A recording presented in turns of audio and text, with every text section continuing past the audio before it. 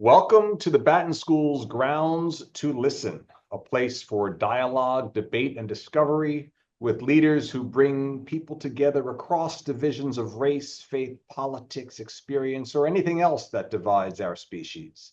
This is Ian Solomon. I am Dean of the University of Virginia's Frank Batten School of Leadership and Public Policy, and my conversation partner today is a well-known leader in conflict resolution and bridging divides. Tim Phillips is the founder and CEO of Beyond Conflict. He has led efforts to bring peace and reconciliation in Northern Ireland, El Salvador, Kosovo, South Africa, and more.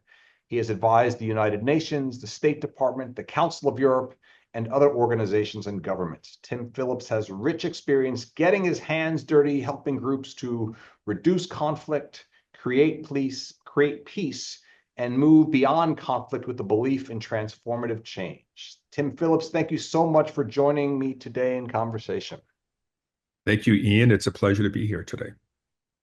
So I'd love to start by understanding how you got into this work of conflict resolution and maybe a personal experience, something in childhood. When did you decide this is how you wanted to spend what I think has been the bulk of your professional life? Yeah, really good question, Ian. I think what it comes down to is we think in the private sector, we think of people who are sort of entrepreneurs, sort of born entrepreneurs, create businesses or make other discoveries. But I think that's pretty much spread throughout every field one could imagine. And I was always interested all the way back to when I was a teenager in history, post-war history, the end of the Second World War, denazification in Europe, what was happening in Asia after the end of the Second World War. So I just had this sort of built-in interest in history in a very tangible way, saying, how did people navigate that? So that sort of was said at a young age. And I had a father who served in the Navy in World War II. So, I think I was exposed to somebody who had been through that period of time and how difficult that was. And then in my late 20s, I was starting to see what was happening in Central America during the war against the Contras, during the Reagan administration. The Sandinistas had taken power in Nicaragua next door. And I guess because I grew up in a kind of a modest background, the youngest of six children, I always was a bit unconventional and asked, what are we missing? How do we think differently about this? And so I had this crazy idea of organizing a fact-finding trip to go to Central America in 1987 to see what was going on in the region. Now, who was I? I was You were a college student at the time, I was post-college. Okay. I had a job I was working in at the time that was paying the bills. But as my boss said, you're just unemployable. So that's another way of being creative and entrepreneurial is just being unemployable, right? You start pursuing your own interest and creative interest. So what were the facts you were trying to find, and who was part of this fact? Was it just you? Was it part of a group of people? Tell me about the fact-finding trip. Yeah, so what happened was I was friendly with a friend from college who became a journalist. He was an independent journalist, and he was writing for different publications about the wars in Central America. And I naively said to him, so when you write for the public, and he says, I don't write for the public, I write for my editor. And if I get past the editor, the story gets written. And I thought, so do your editors go to El Salvador, Guatemala, Nicaragua to see what's going on firsthand? He said, no. And it just struck me. I said, well, wouldn't it be interesting to bring editors, publishers, former policymakers to see firsthand what's going on in the region, not coming in with a particular sort of political view, to one extent or the other? And he said, yeah, but I can't get them to come and visit. So I met a young philanthropist. He said, I'll give you the money. And I thought, oh, Christ, now I have to do something. And so what ended up happening was I organized this trip. And the first one had Howard Simons, who had been the managing editor of the Washington Post and became famous during Watergate, working with Ben Bradley. John Kenneth Galbraith, the economist, came. Wow. Christopher Hitchens came. Rick Hertzberg, who was the editor of the New Republic. I know it's crazy. And they came to bear witness with you down in Central America? Yeah, we traveled to Costa Rica. Oscar Arias was the president. He had been negotiating a peace agreement. I met the FMLN guerrilla commanders who are in exile in Nicaragua. I met the Contra leaders in other countries in the region, and there was no sort of partisan take on this. It was okay, you come here independently, but you have to write about it in some way. If you're an editor, if you're the publisher, if you're an ex-policymaker, or if you're somebody like Rick Hertzberg or others, whatever you see, write about. And it was to really enlighten the public debate at that moment as to what is going on in the region. And, you know, for a 27-year-old to all of a sudden be negotiating to set up meetings with the Sandinista leadership in Nicaragua or meeting President Arias in Costa Rica and others. And these leaders were eager to meet with editors and media from the U.S. Yeah, they weren't eager to meet with me. They were eager to meet with John Kenneth Galbraith, the managing editor of the Washington Post or the editorial editor of the LA Times, or, you know, Christopher Hitchens.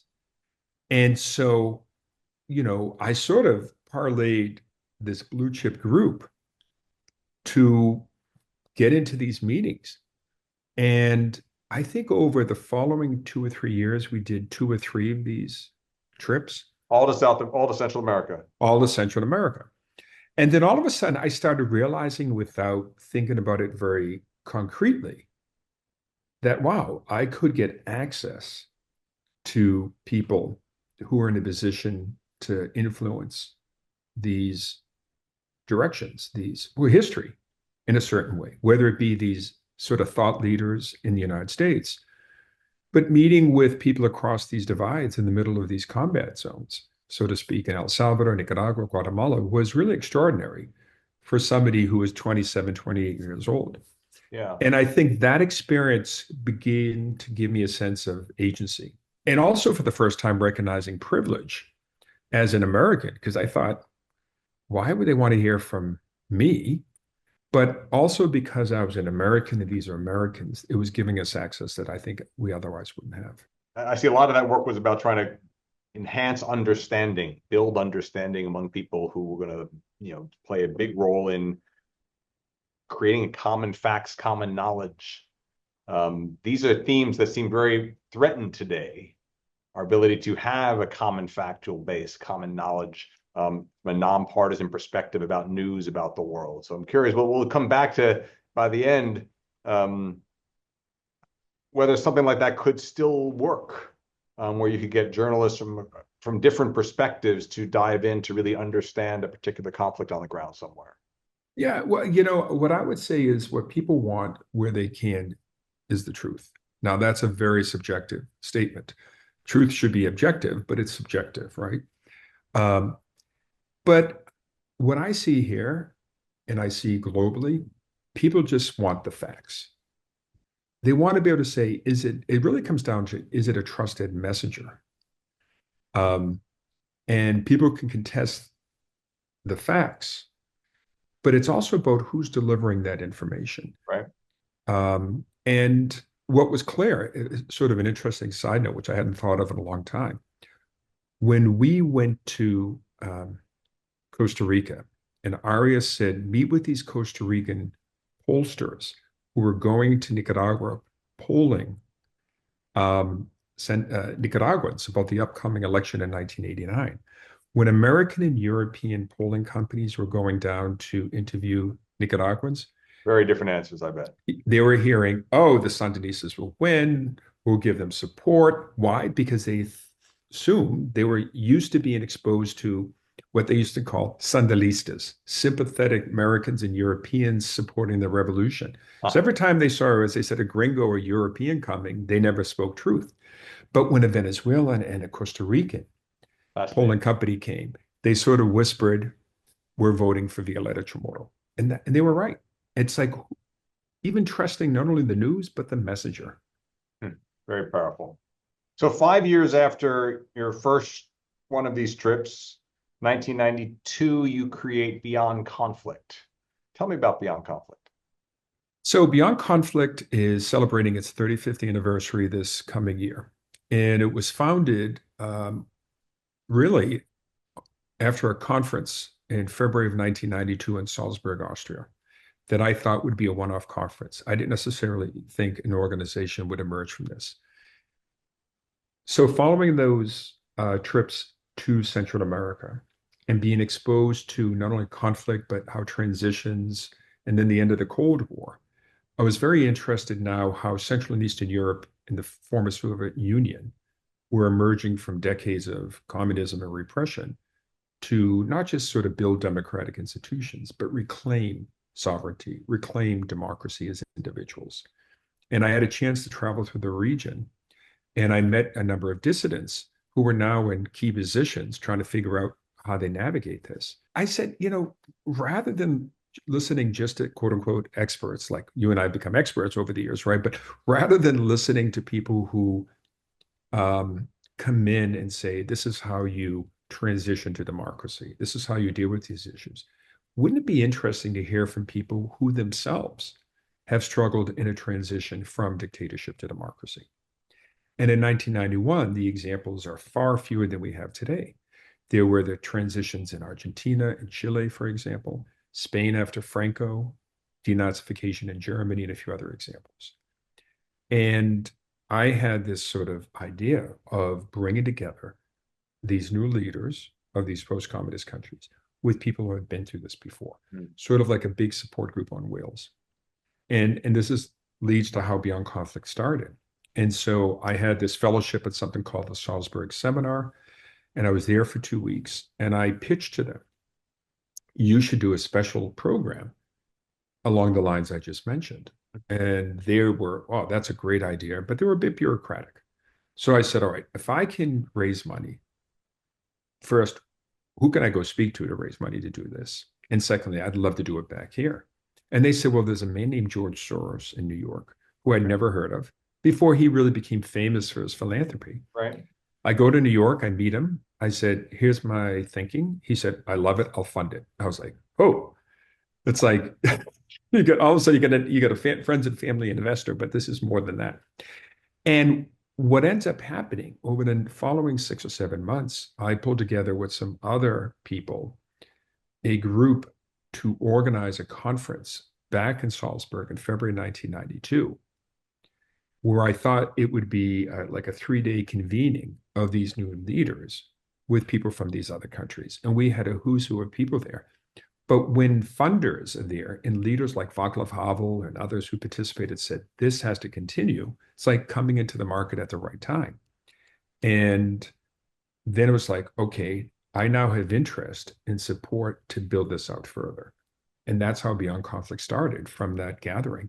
And I'll say one of the things that was really most telling is, other than Soros and a couple other folks, other funders in the United States would say to me, how do people in Eastern Europe have anything to learn from the experience of people in Chile and Argentina? Fascinating. And I said, They, at the end of it, they didn't get it? they didn't get it. And these are pretty sophisticated folks. Huh. And I said to them, well, at the end of the day, people don't respond to the legacy of repression through their passport or a national identity card. They respond on a human level. Right. And I said, so there is this sort of, felt intuitively, cross-cultural learning. And not in a sort of simple, I hate to say, kumbaya approach. Let's all sit around and share our lived experience. It is leaders. That was the instinct, intuition. Bring together leaders who can attract other people, maybe out of curiosity at first, and then curate the conversation in such a way where people have those aha moments. So who are some of the leaders that you were able to work with in this time? And are there stories of insights, breakthroughs around language or around culture that stand out to you? Yeah. So, years later, which I'm sure we'll discuss, I started working with brain and behavioral scientists. And one of the things I learned from some brilliant researchers is that the number one thing that shapes human behavior are norms.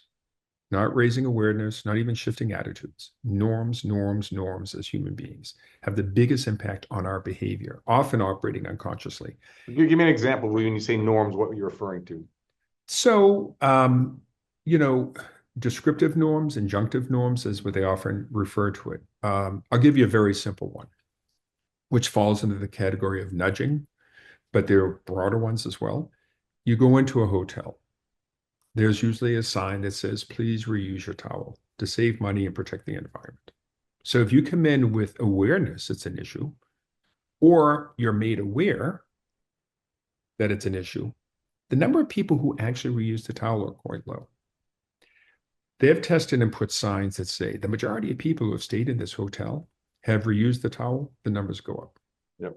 So what it's doing, signaling to the unconscious brain, is this is appropriate behavior, which is what norms are fundamentally about. And we did some work before the election around threats of election violence or election tampering throughout the country. This recent U.S. election, or Yeah, recent U.S. election. And one of the things that we found is the injunctive norm, this is not what we do. Tapping into people who swore an oath of allegiance to the Constitution and so forth, like this is not what we do.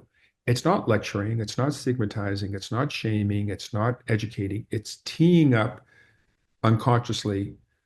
And it's like, this is not what we, the collective, the in-group, do. And so the reason I bring this up is because when we did this conference in Salzburg in 1992, instinctively I said, I want to bring leaders in because they have the biggest influence. And now what the research shows, and I think you know this in your work, it's not just elites in the traditional sense, it's institutions, it's people at different levels of leadership have the biggest normative influence on our behavior, even on bullying in schools. So Betsy Levy-Pollock, who's brilliant at Princeton, did research on bullying. She did this research looking at how do you reduce bullying in schools? right? And found that the traditional approaches were not working. She said, why? Because they don't recognize that norms have the biggest influence. So what she would do is do a sort of an analysis of the school community and address the nodes of influence, the jocks, the debate team, the STEM folks, whatever the different groups are. Then she would identify who the leaders are and target messaging at them. And then they help to shape the norms for their subgroup. And that had statistically in many other settings globally a significant reduction in bullying behavior. So it can happen at that level. It's about being human. It's not just being a president or a CEO. It's like being human. But find those individuals who are in leadership roles, influence roles, or institutions who have a influence in the social groups that people belong to. Right. And that was my, I guess, instinct years ago, is focus on those leaders because they really either have power or have this sort of influence. I immediately think of Nelson Mandela and trying to engage Francois Pienaar and the Springboks as a way of changing a norm among a very important subgroup of the South African population in 1995. I brought a group of people from, I think, Bahrain to visit South Africa. And Mandela at that point had unfortunately passed away. He had been on our advisory board. And we were meeting with his former speechwriter, who said in 1990, when Mandela was coming out of prison and now giving his famous speech to the world, he had gotten a draft from this ANC speechwriter. And Mandela, just the two of them, had handwritten some edits and wrote, F.W. de Klerk, who then was president, right, is an honorable man. And speechwriter said, Madiba, which is what they called him, comrade, right, you can't say that. This is our moment of liberation. You've spent 3 decades in prison. This is not what your people we want to hear. And just between the two of them, Mandela leaned over and said, no, it is up to him to disprove it. So think of that leadership that this man had. He's coming out of prison. Now, he was the leader of the African National Congress. He had this stature, this moral stature and political stature. And yet a lot of people saw him through a different lens. But he sat there and intuitively, in his wisdom, said, that man wants to be seen to be noble and to be decent and good in a moment when he feels probably just the opposite. So I'm going to give him this investment for him to sort of cross over this bridge. It's now up to him. And that's creating a norm. Yeah, I think Mandela is such a great example of attention to norms and symbols, whether it was the national anthems or the national athletic competition, who he decided to build around him in his cabinet, including those with whom he had strong disagreements. Do you have leader role models or heroes that you look to as great exemplars of bridging divides? Yeah, I mean, I've had the benefit of meeting some of the great and the good, from Mandela to Havel to Mikhail Gorbachev. But there are people like David Irvine from Northern Ireland. So David was a what they call loyalist, a Protestant paramilitary. He spent 10 years in prison for an act of terrorism. Um, and I got to know him in the peace process, and I would bring him to other parts of the world. And I never met a more honest, powerful, truthful person Hmm. who connected across all the divides than that man. And unfortunately, he died of a heart attack almost 20 years ago when I brought him back from Colombia, where he was meeting with the ELN guerrilla commanders with somebody from the Catholic side. And what was so powerful about him is his voice. In fact, for the 25th anniversary of the Good Friday Agreement last year, there was a play in Belfast called The Man Who Swallowed a Dictionary. Okay. because he was so eloquent. And he would say to people, he said, terrorists, because he was called one, have to come some place, have to come from somewhere. And pain, suffering, and humiliation is a powerful place to come from. Hmm. But he also said that he said, I joined the Loyalist paramilitary movement when I was 16, and another Protestant by the same name, David Irvine, same age, was killed by an IRA bomb. And I was so outraged, this was in the 70s, that I felt that the only good defense was a good offense. And then he said, and then I started finding that the abnormal becomes normal. That all of a sudden you're in this group, in this community, engaged in violence, supporting violence, demonizing the other side. And he said, it when you're in it, it becomes normal. But what he said was, when I was in that process, and then I got caught for carrying a bomb, I was in prison, and I was with the other loyalist prisoners, and we were in, I think, Long Kesh, and the IRA prisoners were on the other side, and they would speak Irish to each other. So a few of us learned Irish so we could understand what they were saying, and came to realize that we had more in common than them, who rallied us against threats. I think you tell a story of learning to speak Irish and imagining going up to a fence and hearing through, a little bit like your work in '87, bringing editors down, to be closer to hearing people, listening to Yeah. people. We hosted Brian Stevenson here at the Batten School at UVA. He received the Thomas Jefferson Medal in Citizen Leadership just last week. And he talked a lot about the importance of being proximate, Mm. right? It sounds like you, with your work and the story of David Irvine, it's about actually being proximate to others so you can actually hear what they're thinking, what they're feeling, and recognize things you have in common, that the shared experiences you might have, even with different ideologies or political positions. Yeah, I'm a big fan of Brian, who I've known for a while. In fact, I was at an event where we both spoke 3 weeks ago in New York at MoMA. That's a rough position to be in, speaking next to Brian. Oh, I was like, oh, thankfully I was two panels down from him. Um, but it's so interesting what you said about proximity. I never thought that what we did checked the box of proximity. Hmm. locality. It was intuitive and instinctual. It's like, this is where the work is being done. The people who will resonate the most with people in Northern Ireland or South Africa or Bosnia or El Salvador are people who know what it's like to struggle through this. They understand each other. Now, often the first challenge is to break down that belief that your situation is unique because you don't have to live in a country around the world. You can be in our own country. And if you live under fear, repression, loss, trauma, marginalization of all types, we sort of contract ourselves. We look in. Nobody gets it. Nobody understands us. Proximity is so important, but the people locally want to know that those coming in get it. Hmm. That they're really sort of like, okay, these people understand what we're trying to navigate. And I'll give you one quick example with David Irvine.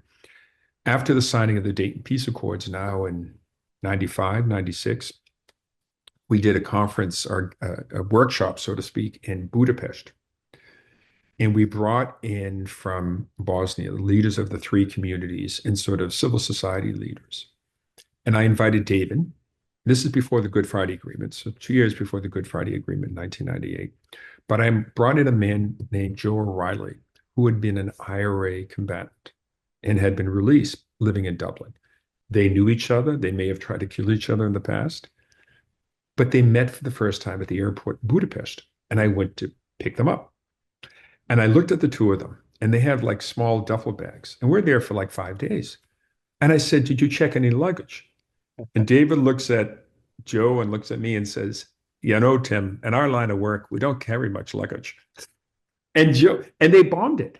And Oh, the and then what happened was when we went to this conference at one point, when they're both talking about the experience in Northern Ireland, some Bosnian leader from one of the communities who was sort of understandably caught in their outrage and anger said, "You have no idea. How do you come and sit and talk to us about a peace process when we were lobbing artillery shells uh, at each other?" And David got very angry and said, "Trust me." I think he used a swear word. He says, "If we had access to them, we would have used them." And Joe O'Reilly looks and says, he's right. So when I say proximity, it's like people say, I get it, right? It's being close to people, but also people hearing what they need and where they're coming from. But I think opening their aperture to say, okay, there are others who get it and can show us maybe there is a way forward. so I want to tap your wisdom and experience creating contexts where people can build this understanding, can experience some proximity, both physically but also emotionally, and through the stories they share.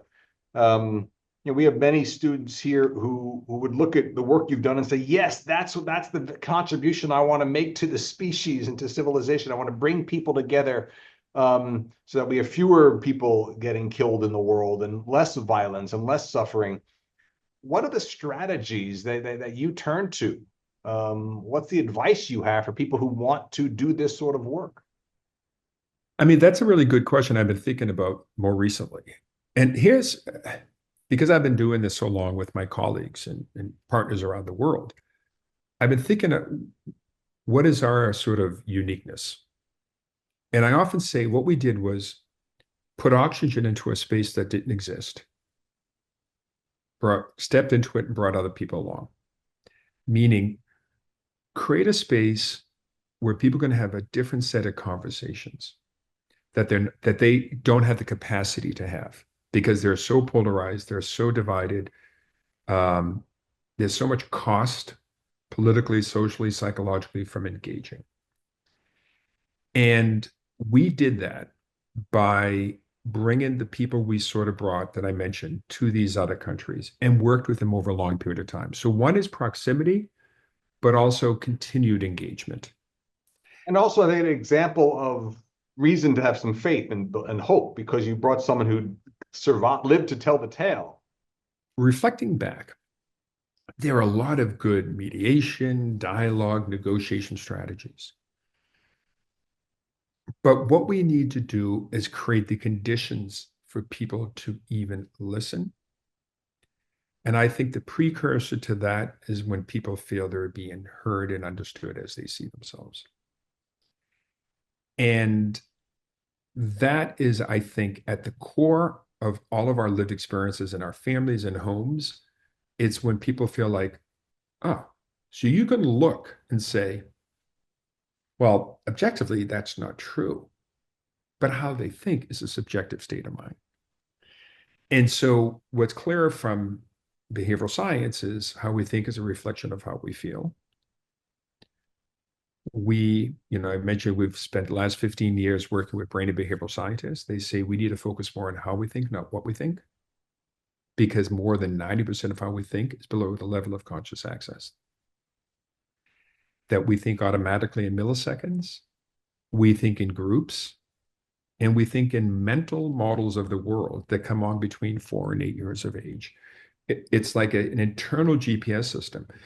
Because here's the thing, the human brain, and not other living species are that survive because they've learned to navigate their physical and social environment. So Right. our brains evolved to be predictive and not reactive.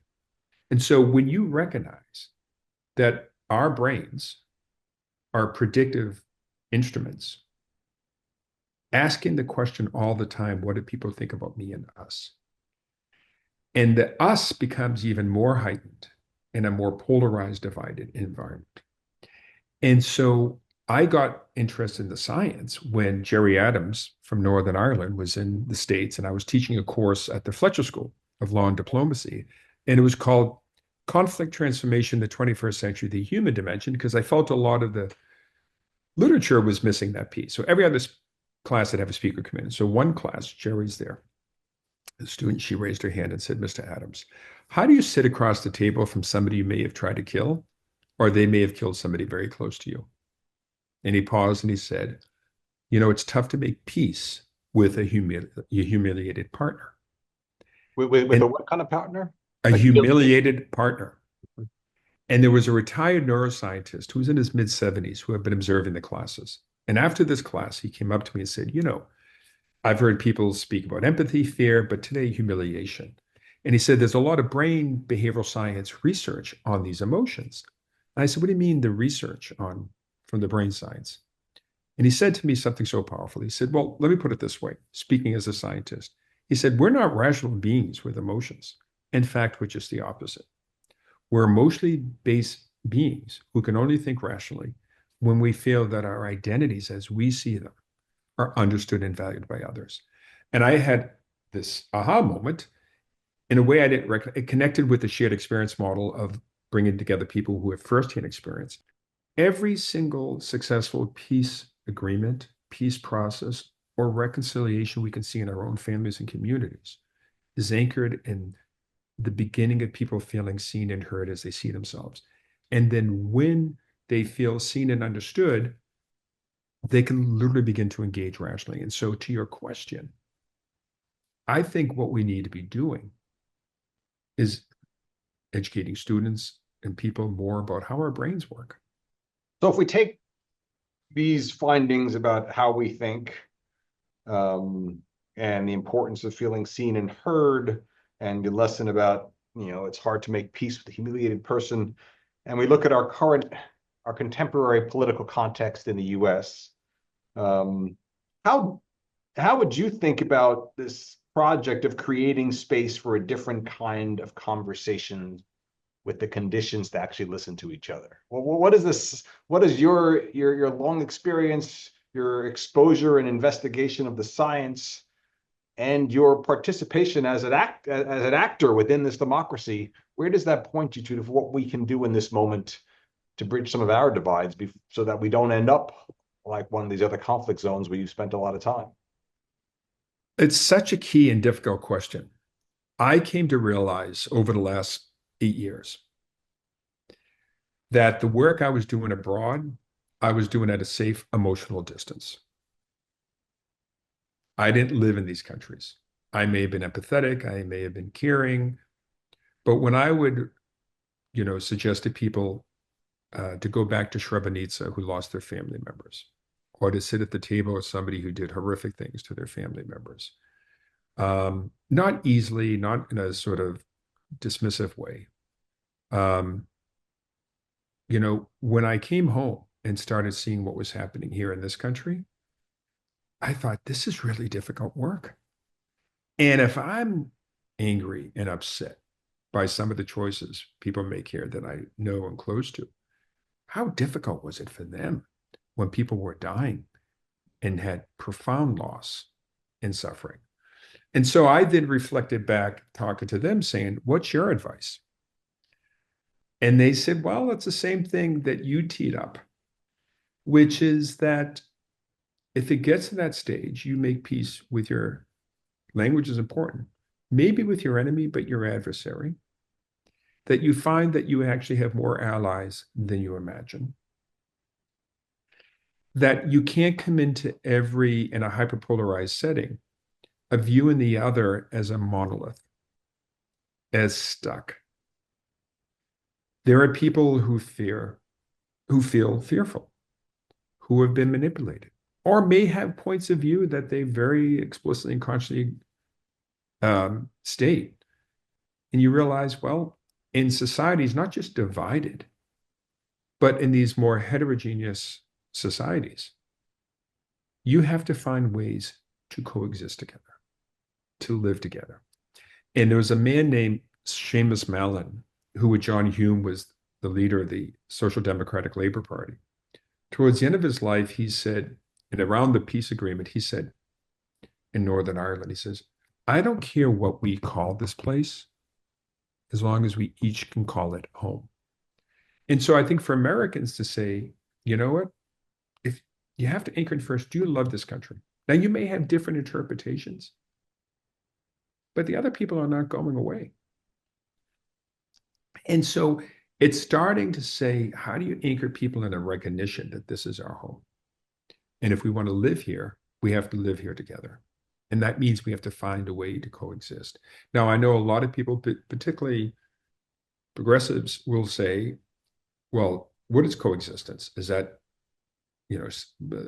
preserving the status quo? And I would say, when you live in deeply divided, fractured, and violent countries, you have to find ways to live together.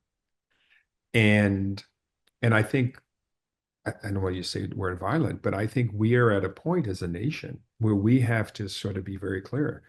Do we want to live together? And if we want to live together, we need to find ways to cooperate. And within cooperation is finding those points of compromise without losing yourselves in it. We have to find ways to accommodate each other. And who delivers that so important. And, we did a lot of research. There's a great report we did in 2019 called America's Divided Mind, Understanding the Psychology That Divides Us. Yeah. And we saw that the more polarization becomes identity-based, all these unconscious psychological processes come online to drive us further apart. But then I was always interested in what we can do about it. And we looked at, based on this predictive brain, are Democrats and Republicans overestimating significantly the gap between them, what's called meta misperceptions. Right. We found inconsistently today that Democrats and Republicans overestimate the gap between them by half. And when you close that, you realize you have a lot more to start with here. How do we cultivate better understanding, right? So we can grapple with reality, because a lot of times, I think we're not sure. We have lots of perceptions. We have lots of fears. We make up stories about what the others must believe. We attribute motivation. We attribute purpose to them without asking the question, without listening to the answer, without actually engaging around the table. And I think your work to oftentimes bring someone else in who's been through it gives you a sense of possibility. It gives you a sense of hope, gives you a sense of opening to having that conversation. The last 2 years have brought some of these leaders from Northern Ireland, South Africa, around the country into Washington. And it gave people a sense of hope. And at the core, people want to feel seen and heard at every level. And when you feel great anger, it's difficult, very difficult, but it's essential. So much wisdom you shared in this conversation, and so many great stories. If there's something you were maybe looking back on your own career, something that you wish you knew when you were getting started, and or a piece of advice for our young leaders here at the Batten School who really do want to create a better world and bridge some of these divides that cause so much pain. What advice or what lessons would you share as a final word here? I don't think you can be a bystander. Um, I think as Americans, we take too much for granted. Now, we do have profound problems. Um, I mean, when more than 60% of the American people live paycheck to paycheck, that's a profound problem. When you see the inequality, when you see a lot of the really structural problems we have in our country, they're real. Um, but a friend of mine told me a couple of years ago, most people are not political in country after country. But the issue is when politics get really bad, then you have no choice to say, what do I do about it? And it doesn't mean that you have to become an activist, but it means that you have to become an informed and engaged citizen. And you have to say, you know what, my future, my children's future, my family's future, my aspirations depend on getting this right. Tim Phillips, thank you so much for all your contributions to a more peaceful, more hopeful, more prosperous world. Thank you for great wisdom to our students to not be bystanders and to engage civically with hope, with generosity, with compassion. So great to be with you today. Thank you for joining us on Grounds to Listen. I hope to find ways to engage you further in this community in the years to come. I'd love that. And it's been a pleasure, Ian. And it's good to be reconnected.